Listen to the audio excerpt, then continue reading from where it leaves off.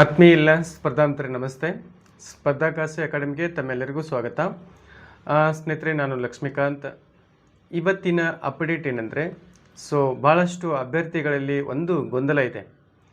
Sir, ಜಾತಿ ಗಣತಿ ಯಾವ ರೀತಿ ಮತ್ತೆ ರಿಪೀಟ್ ಆಗ್ತಾ ಇದೆ, ಅಂದರೆ ಮತ್ತೆ ಸಮೀಕ್ಷೆನ ಮಾಡ್ತಾ ಇದ್ದಾರೆ. ಅದೇ ರೀತಿ ಏನಪ್ಪ ಅಂತಂದರೆ ಒಳ ಮೀಸಲಾತಿನೂ ಸಹ ಸಮೀಕ್ಷೆ ಮಾಡಲಿಕ್ಕೆ ಸರ್ಕಾರ ಹೊರಟಿದೆನಾ ಅಥವಾ ಮಾಡ್ತದನಾ ಅಂತೇಳಿ ಸುಮಾರು ಅಭ್ಯರ್ಥಿಗಳ ಒಂದು ಯಕ್ಷ ಪ್ರಶ್ನೆಯಾಗಿ ಇವತ್ತಿನ ನಾವು ಈ ಒಂದು ಕ್ಲಾಸಲ್ಲಿ ಅದನ್ನು ಕ್ಲಿಯರ್ ಮಾಡ್ಕೋಣ.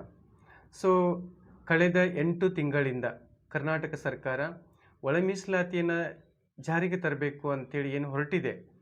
ದೇಶದಲ್ಲಿ ನ್ಯಾಯಮೂರ್ತಿಗಳಾಗಿರ್ತಕ್ಕಂಥ ಸದಾಶಿವ ಆಯೋಗದ ಪ್ರಕಾರ ಮಾನ್ಯ ಸುಪ್ರೀಂ ಕೋರ್ಟಿನ ಆದೇಶದ ಅನ್ವಯ ಆಯಾ ರಾಜ್ಯಗಳಿಗೆ ಏನು ಒಳ ಮೀಸಲಾತಿ ಜಾರಿಗೆ ಬರಬೇಕು ಅಂತಕ್ಕಂಥ ಒಂದು ಕಾನ್ಸೆಪ್ಟಲ್ಲಿ ಕರ್ನಾಟಕ ಸರ್ಕಾರ ನ್ಯಾಯಮೂರ್ತಿಗಳಾಗಿರ್ತಕ್ಕಂಥ ಡಾಕ್ಟರ್ ನಾಗಮೋಹನ್ ದಾಸ್ ಅವರ ಒಂದು ಅಧ್ಯಕ್ಷತೆಯಲ್ಲಿ ಏಕ ಸದಸ್ಯತ್ವ ಪೀಠದಲ್ಲಿ ಏನು ಇದೆ, ಇದು ಭಾಳಷ್ಟು ಅಭ್ಯರ್ಥಿಗಳಿಗೆ ಒಂದು ಆಕ್ರೋಶಕ್ಕೆ ಕಾರಣ ಆಗಿದೆ.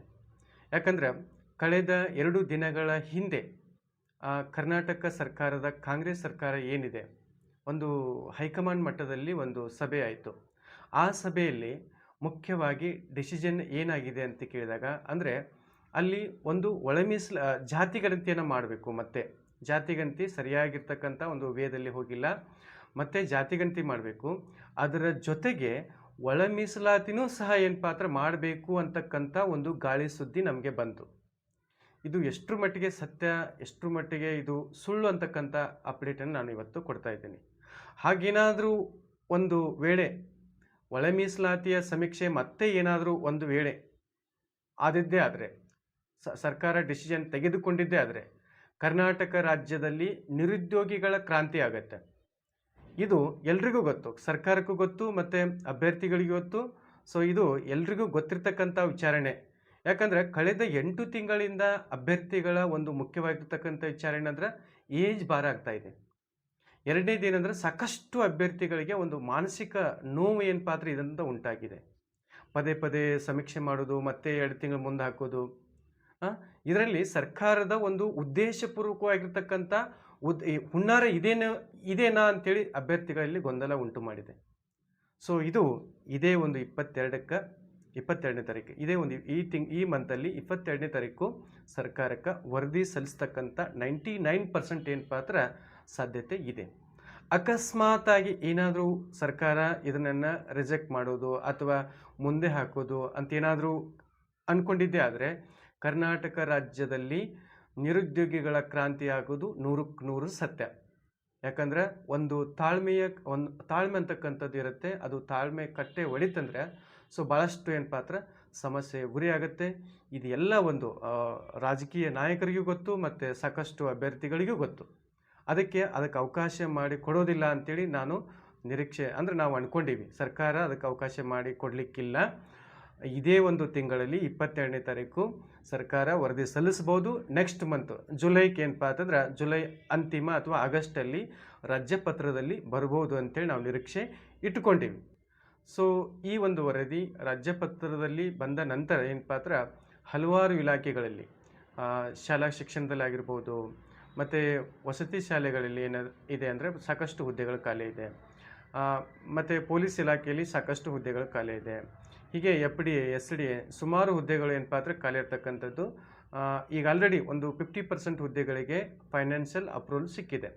ವಿಶೇಷವಾಗಿ ಟೀಚರ್ ಆಗಲಿಕ್ಕೆ ಹೊರಟವರಿಗೆ ಹಲವಾರು ಹುದ್ದೆಗಳು ಇಲ್ಲಿ PSTR, GPSTR, HSTR ಹುದ್ದೆಗಳು ತುಂಬತಕ್ಕಂಥದ್ದು. ಮತ್ತು PU ನೇಮಕಾತಿನೂ ಸದ್ಯದಲ್ಲಿ ಏನಪ್ಪ ಅಂತಂದ್ರೆ KEಗೆ ವಹಿಸಿ ಅದು ರಿಕ್ರೂಟ್ಮೆಂಟ್ ಆಗುತ್ತೆ.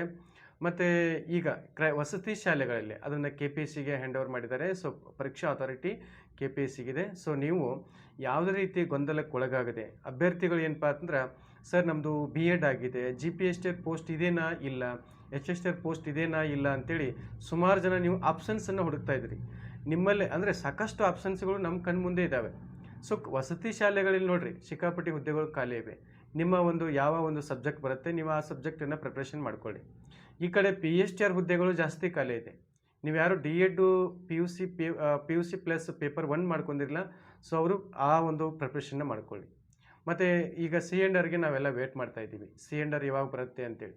ಸೊ ಅದರಲ್ಲಿ ಏನಾದರೂ ಬಿ ಎಡ್ದವ್ರಿಗೆ ಅವಕಾಶ ಕೊಡ್ತಾರಾ ಇಲ್ಲ ಅಂತೇಳಿ ಅದು ಸರ್ಕಾರಕ್ಕೆ ಬಿಟ್ಕೊಟ್ಟಿದ್ದು.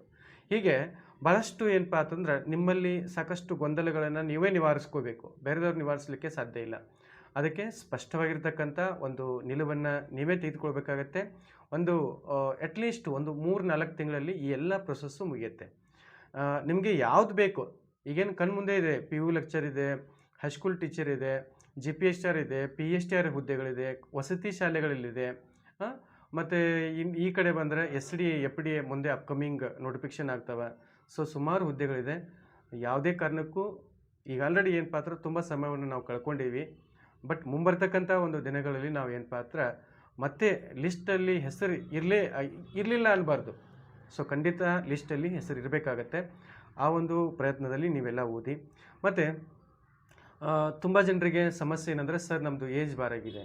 ಖಂಡಿತ ಖಂಡಿತ ಏಜನ್ನು ರಿಲ್ಯಾಕ್ಷನ್ ಕೊಡ್ತಾರೆ. ಅದು 1 ವರ್ಷ ಕೊಡ್ಬೋದು, 2 ವರ್ಷ ಕೊಡ್ಬೋದು, ಅಥವಾ 3 ವರ್ಷಗಳವರೆಗೂ ಕೊಡ್ಬೋದು. ಸೊ ಎಲ್ಲರೂ ಏನಪ್ಪ ಅಂದ್ರೆ ಚೆನ್ನಾಗಿ ಸ್ಟಡಿ ಮಾಡಿ, ಭಾಳಷ್ಟು ಊಹಾಪೋಹಗಳಿಗೆ ಕಿವಿ ಕೊಡಬೇಡಿ. ಸೊ ಎಲ್ಲರೂ ವಾಚ್ ಮಾಡಿದ್ದಕ್ಕಾಗಿ ಧನ್ಯವಾದಗಳು.